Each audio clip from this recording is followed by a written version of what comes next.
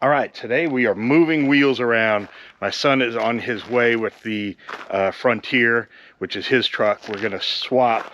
He's gonna take the white Xterra and we're gonna sell the Frontier. He's gonna take these wheels and tires, put them on the Frontier, take the Frontier wheels and tires, which are an 05 4-star, but he's got brand new tires on them, some off-road style tires.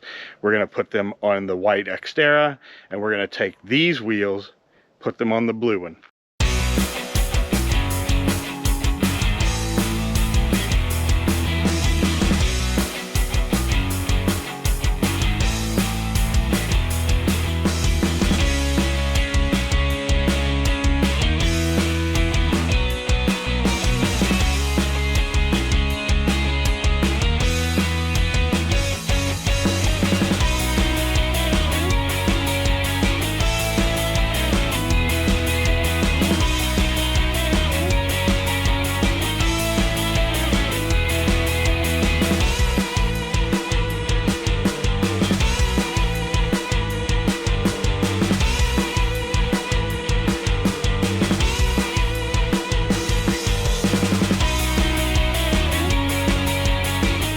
Bronze wheels are on the blue one.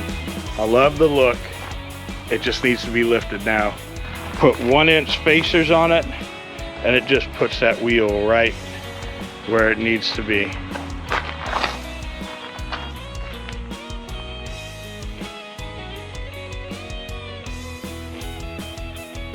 All right, guys, beautiful day today. I'm gonna change this window regulator. I'm also gonna put in the new door latch and door handles, inner and outer. And just a little few things. I'm gonna put on the license plate, the reverse camera, and yeah, we'll get some things done. All right, the latch and the door handles have already been removed. That's been out. The door's been held closed by a ratchet strap lately. So I'm just gonna continue and take off the window regulator while everything else is out of the way. Finish the window regulator, then put the new door latch and door handles on. I'm not gonna go through this uninstall and install of the window regulator or the door latch, you know, piece by piece, and show you guys how to do it. It's on YouTube, on other videos. There's so many other videos showing you exactly how to do it. So I'm not gonna do that here. I'm just gonna show you that I'm doing it. Very easy when you look at the new one and look at the old one and see how to take it out. You can figure it out. But you guys aren't watching this video to see how to replace this stuff, so I won't show you.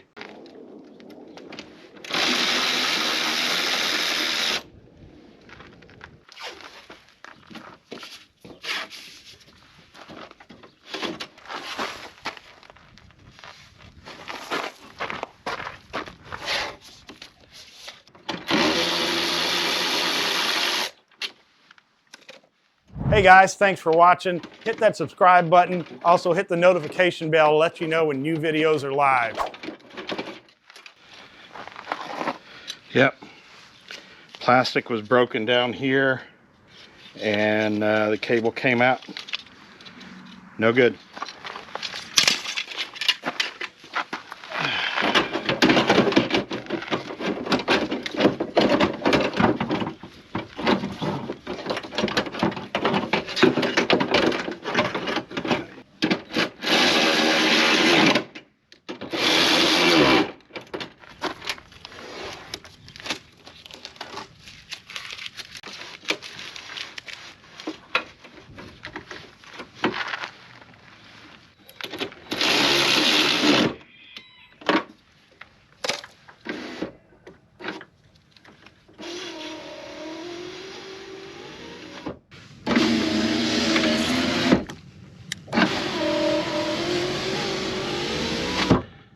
And we're done with the window, just that quick, literally 5 minutes.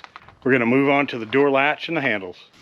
Got the two handles off, and this is what I meant by every piece of plastic in this door was broken. These are supposed to stay right there, so they work. It doesn't. Same with this. Cable broken right here where it retained on this bracket.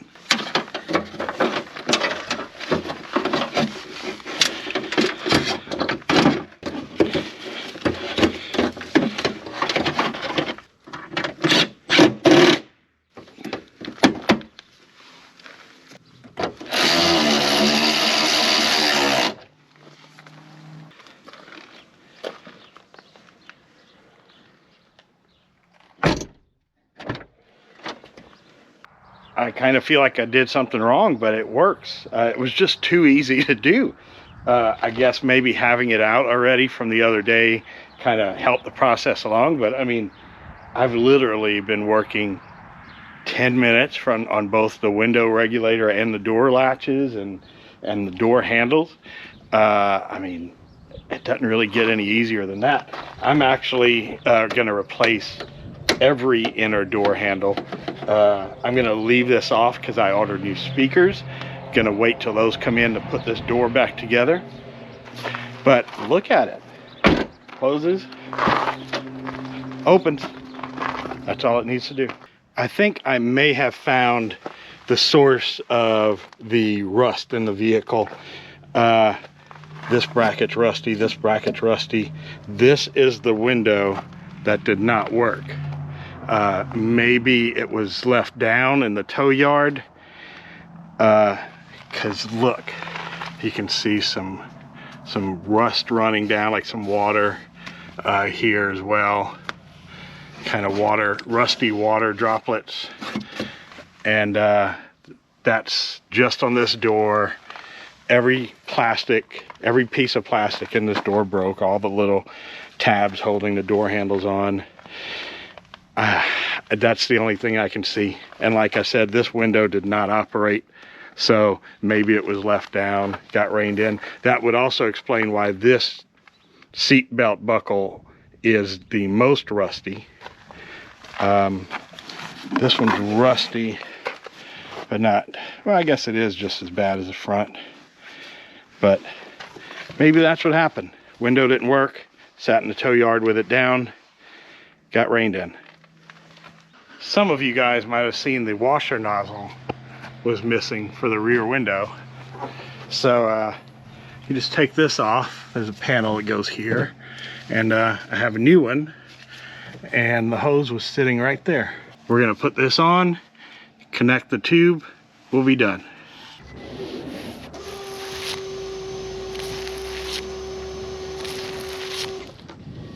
That's all I'll do today. I got parts coming in every day, so I'll show you a little bit as we go. All right, guys, today we are changing the thermostat and the coolant crossover hose that I've talked about that breaks in that corner. Shouldn't take long. Hopefully it doesn't take long. The thermostat in these is not like any other car I've changed before. It's an entire housing. It's all built into one. This one is stuck open, so it's throwing the code that the coolant temperature is not optimal. So we're going to change that, and while the coolant's out, we're going to change the crossover tube, and shouldn't take long, hopefully. Like I've said before, this is why I like a dirty engine bay on a used car. I can tell that nothing under there has been changed because you have to take this off to get to it. We're going to actually put on a new belt today. I don't need to take the belt off to change the thermostat, but since I'm getting under there, I might as well put a new belt. It looks like the original one. There's nothing wrong with it. I'm actually going to keep it as a backup, but I just like to change it while I'm in there. I also have the engine cover that I'll put here, and then we'll give it a good wash. And we have it out. You leave that hose on it. Now we transfer this hose to the new unit, put on the new gasket, put it back on. I'm also trying to stay away from this here, not really the overflow hose. These Nissans, it's a circulative cooling system, so there's always pressure going through what would normally be the overflow tube on a regular system. I broke this part off on my Nissan Armada. I broke this part off on my son's Frontier. It breaks really easy right there, and there's no repair. It's a $300 radiator, so I'd rather not break that. So I'm kind of keeping my rag there to remind me, stay away from that spot.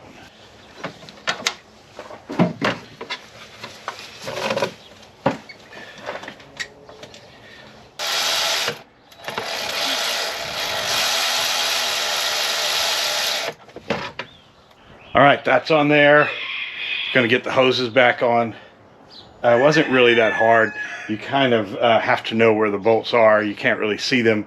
Can't really feel them. It's cold and I'm wearing gloves. We'll get those hoses back on and thermostat is done. Now it's time to replace the crossover hose. It's just two 10mm bolts back there in the firewall. One clamp right here, hose that goes on top of here, and then connects on this end. Should be no issue. I did have to move up to a shield. Not that this is going to stop this from breaking, but at least it's bright orange and it reminds me don't lean on this, because I had my rag here and I was still leaning on it. So we're going to upgrade bright orange. Hopefully I won't break it. Old one is out, new one ready to go in. Again, this was just preventative. This usually breaks right here. This one didn't show any signs of it, but it is inevitable. It will break at some point. So I'm just putting a new one now while I had coolant out of it. Hose is on, just need to change the belt. Here's the part number, Goodyear. I actually dropped the nut that goes in that holder right there, but I heard it hit plastic, which means it kind of maybe just hit the intake, but I could not find it and my magnet didn't pick anything up, so I'm just not going to worry about it. It's on there good with that nut over there. I have this tube off because when you fill the coolant, this is the highest point, so you fill it until that starts spitting out coolant. I'm going to do that after I change the belt, then we'll get it washed. New belt is on. You can see it all down there. Went right on. There's really no issue with that at all. I do need to fill the coolant, and to do that I'm going to have to run the vehicle, but I want to clean it while the intake tube is off so I can get to all this stuff here. So I'm going to spray it down, clean it off, put the coolant, run it, and then clean it again because I'll need to clean the air box, and then put the engine cover on, and we will be done under the hood.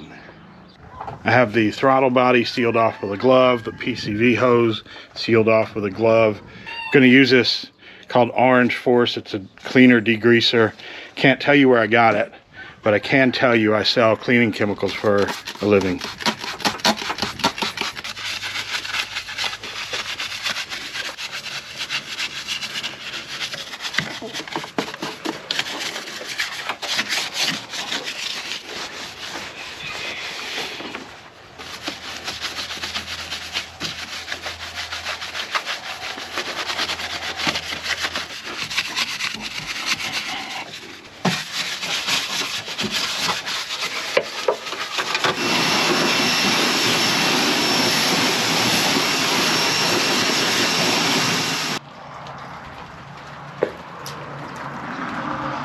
All right, guys, we are clean. Now it is wet, so it's nice and shiny.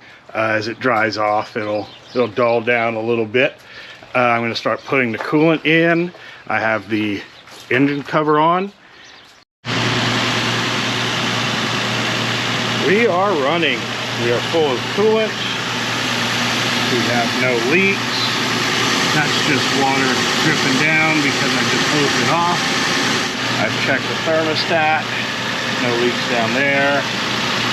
So we're going to go down the street, get it up to operating temperature, and see what happens. All right, we went for a drive, turned this heater down. It is uncomfortably hot in here now.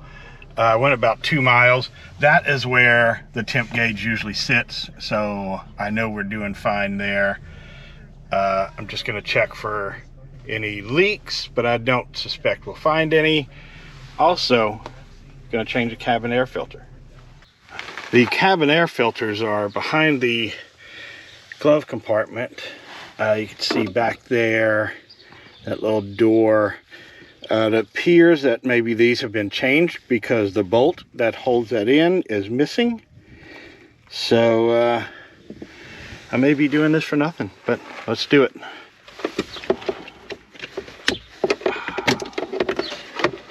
I don't think there is a bolt that goes in there, now that I remember changing this in the past in my other one, but there is a clip that you have to lift up to get this out. And it broke in my other one, it just broke in this one too. They are way in there, hard to reach, but I've got a tool for that. Very long pair of needle nose.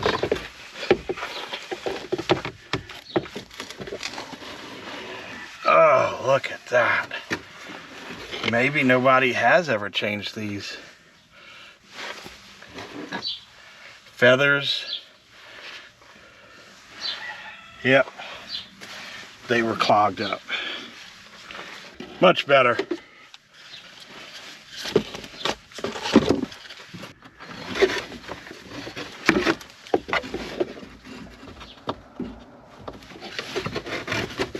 All right, we are done. Gonna put the door back on and hope that the clip holds it in place.